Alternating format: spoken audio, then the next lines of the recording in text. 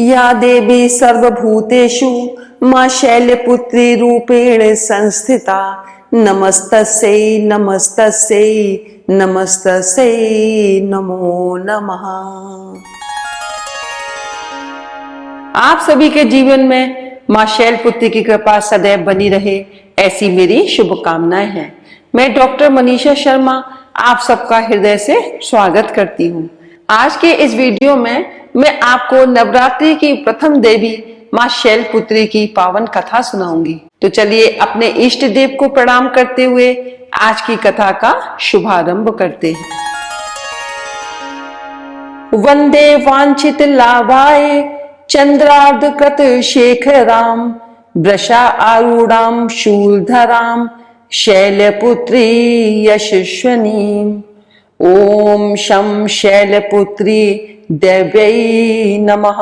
वृषभ स्थिता माता शैलपुत्री खड्ग चक्र गदा धनुष बाण परिग शूल भुशुंडी कपाल और शंख को धारण करने वाली, संपूर्ण आभूषणों से विभूषित, नीलमणि के समान कांति युक्त, 10 मुख और 10 चरण वाली है। इनके दाहिने हाथ में त्रिशूल और बाएं हाथ में कमल पुष्प सुशोभित है। देवी शैलपुत्री शक्ति, दृढ़ता, आधार व स्थिरता का प्रतीक है। माता की उपासना जीवन में स्थिरता देती है। मार्कंडेय पुराण के अनुसार मां दुर्गा अपने पहले स्वरूप में शैलपुत्री के नाम से पूजी जाती हैं। पर्वतराज हिमालय की पुत्री होने के कारण इनका नाम शैलपुत्री पड़ा। अपने पूर्व जन्म में ये प्रजापति दक्ष की कन्या के रूप में उत्पन्न हुई थी, तब इनका नाम सती था। इनका विवाह भगवान शंकर जी से हुआ था। एक बार प्रजापति दक्ष ने बहुत बड़ा यज्ञ किया, जिसमें उन्होंने सारे देवताओं को अपना अपना यज्ञ भाग प्राप्त करने के लिए निमंत्रित किया, किंतु शंकर जी को उन्होंने इस यज्ञ में आमंत्रित नहीं किया। देवी सती ने जब सुना कि हमारे पिता एक अत्यंत विशाल यज्ञ का अनुष्ठान कर रहे हैं, तो वहां जाने के लिए उनका मन व्याकुल हो उठा। अपनी ये इच्छा उन्होंने भगवान शिव को बताई।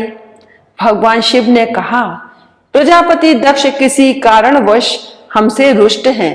अपने यज्ञ में उन्होंने सारे देवताओं को निमंत्रित किया है, किंतु हमें जानबूझकर नहीं बुलाया है। ऐसी स्थिति में तुम्हारा वहां जाना किसी भी प्रकार से श्रेयस्कर नहीं होगा। शंकर जी के इस उपदेश से देवी सती का मन शांत नहीं हुआ। पिता का यज्ञ देखने और वहां जाकर माता बहनों से मिलने की उनकी व्यग्रता किसी भी प्रकार कम न हो सकी। सती ने पिता के घर पहुंचकर देखा कि कोई भी उनसे आदर और प्रेम से बातचीत नहीं कर रहा है। केवल उनकी माता ने ही स्नेह से उन्हें गले लगाया। परिजनों के इस व्यवहार से देवी सती को बहुत दुख हुआ। उन्होंने ये भी देखा कि भगवान शिव के प्रति तिरस्कार का भाव भरा हुआ है। दक्ष ने उनके प्रति कुछ अपमानजनक वचन भी कहे। यह सब देखकर सती का हृदय ग्लानि और क्रोध से संतप्त हो उठा। उन्होंने सोचा कि भगवान शंकर जी की बात ना मानकर यहाँ आकर मैंने बहुत बड़ी गलती की है। वे अपने पति भगवान शिव के इस अपमान को सहन न कर सकी। उन्होंने अपने उस रूप को तत्काल वहीं योगाग्नि द्वारा जलाकर भस्म कर दिया। वज्रपात के समान इस दारुण दुखद घटना को सुनकर शंकर जी ने क्रुद्ध हो अपने गणों को भेजकर दक्ष के उस यज्ञ का पूर्णतः विध्वंस करा दिया। सती ने योगाग्नि द्वारा अपने शरीर को भस्म कर अगले जन्म में शैलराज हिमालय की पुत्री के रूप में जन्म लिया। इस बार ये शैलपुत्री नाम से विख्यात हुई। पार्वती हेमवती भी उन्हीं के नाम है। इस जन्म में भी शैलपुत्री देवी का विवाह शंकर जी से ही हुआ। मां शैलपुत्री का वास काशी नगरी वाराणसी में माना जाता है। वहां शैलपुत्री का एक बेहद प्राचीन मंदिर है, जिसके बारे में कहा जाता है कि यहाँ मां शैलपुत्री के सिर्फ दर्शन करने से ही भक्तजनों की मुरादें पूरी हो जाती हैं। कहा तो ये भी जाता है कि नवरात्रि के पहले दिन यानी प्रतिपदा को जो भी भक्त मां शैलपुत्री के दर्शन करता है उसके सारे वैवाहिक जीवन के कष्ट दूर हो जाते हैं।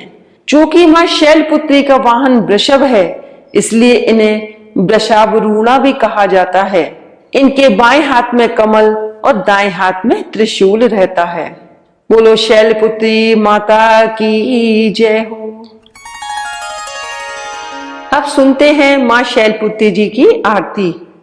शैलपुत्री मां बैल सवार, करे देवता जय जयकार। शिव शंकर की प्रिय भवानी, तेरी महिमा किसी ने न जानी। पार्वती तू उमा कहलावे, जो मुझे सिमरे सो सुख पावे। रिद्धि सिद्धि परवान करे तू, दया करो धनवान करे तू। सोमवार को शिव संग प्यारी, आरती तेरी जिसने उतारी। उसकी सगरी आस पुजा दो, सगरे दुख तकलीफ मिला दो। घी का सुंदर दीप जला के, गोला गरी का भोग लगा के। श्रद्धा भाव से मंत्र गाएं, प्रेम सहित फिर शीश झुकाएं। जय गिरिराज किशोरी अम्बे, शिव मुख चंद चकोरी अम्बे। मनोकामना पूर्ण कर दो, भक्त सदा सुख संपत्ति भर दो। बोलो मां शैलपुत्री मैया की जय हो।